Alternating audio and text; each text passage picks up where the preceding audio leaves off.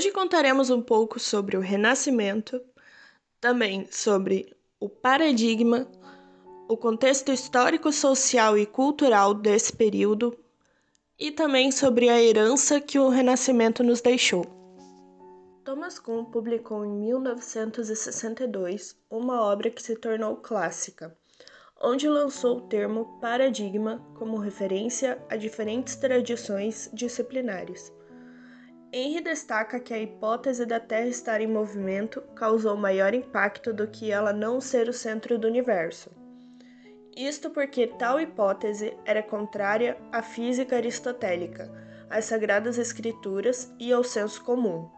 Entretanto, ela deveria ser verdadeira, por ser demonstrada pela matemática. Assim, a tarefa mais importante na época do renascimento da ciência era descobrir as leis matemáticas pelas quais Deus criou o mundo. Como destaca Prigogine, compreender a natureza foi um dos grandes projetos do pensamento ocidental. Assim, além de encarar esse mundo como um local prazeroso, houve também a necessidade de conhecê-lo através da natureza e dos fenômenos naturais. Surgido na Itália no século XIV e se estendendo até o século XVII por toda a Europa, o Renascimento foi um movimento cultural, econômico e político. O renascimento cultural e artístico foi proporcionado por uma mudança na mentalidade e novos padrões culturais. O Renascimento propõe a junção visual entre três grandes instituições que estão em constante mudança: a Igreja, o Estado e o homem. A oposição artística construída entre o ambiente da Idade Média e a figura humana, sobrepondo-se sobre todas as coisas, bem como a junção do homem com a natureza, figuras pagãs e o sagrado católico, se estendem por diversas manifestações artísticas que compõem a Renascença a partir do século. A Igreja passa a incorporar elementos artísticos antes vistos como heresia, como o corpo nu e a representação humana, com forma similar às divinas a partir do Quattrocento da Renascença. A teoria da arte inicia-se no Renascimento.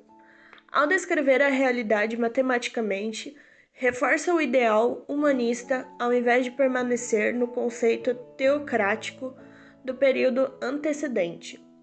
De modo geral, os princípios estéticos do Renascimento são o estudo da natureza através da arte como a representação real, a aspiração do ideal e o incremento social, utilizando-se da arte, a utilização da perspectiva e das teorias matemáticas da produção, a valorização da escultura e da pintura com viés filosófico e espiritual, e não puramente artes mecânicas. As primeiras características da arquitetura renascentista são colunas, capitéis suspensos, cornichas salientes, janelas de dupla abertura e altos relevos. Brunelleschi materializou na construção da cúpula da Catedral de Santa Maria del Fiore a especulação teórica sobre a luz e o espaço. Explorou as relações dos planos e o manejo pictórico e escultural. A Basílica de São Pedro em Roma é o maior exemplo da arquitetura renascentista. Foi construída onde antes havia a Basílica do Imperador Constantino, por ordem do Papa Júlio II.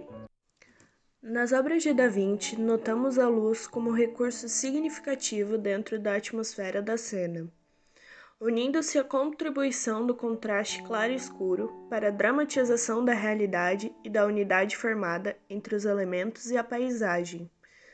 Esse sistema pôs fim ao sistema medieval de compartimentação.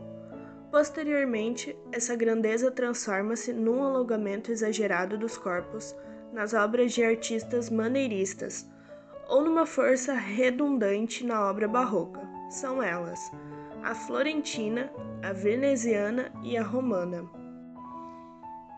Seus deuses e deusas vivem em planos celestiais, e suas santas e virgens habitam o mesmo lugar.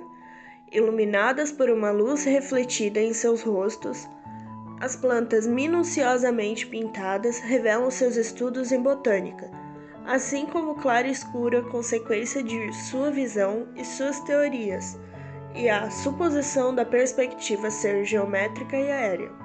Serenas, suaves e às vezes lânguidas, e muitas vezes convencionais, suas Madonas, representações da Virgem Maria, são conhecidas como pinturas características de Rafael.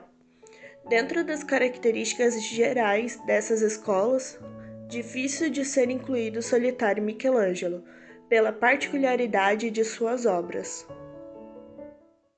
É considerada sua obra-prima a escultura Pietà, representando a Virgem Maria com Cristo morto em seu colo. Na cena da escultura renascentista também temos Donatello, com influências romanas da realidade impecável humana, como provam suas obras Davi e Gata Melata. O ourives, o medalhista Benvenuto Cellini, exibe preciosismo e elegância, tais como podem ser vistos em suas obras Perseu de bronze e Cosme de Médicis.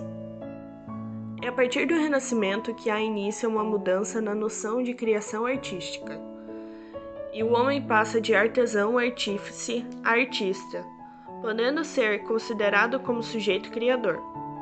Com o desenvolvimento do status do artista, cresce também o mercado de arte e o seu público consumidor. As técnicas de proporção e perspectiva, o uso de luz e sombra, a racionalidade da matemática geométrica são heranças que a arte renascentista deixa, também como legado.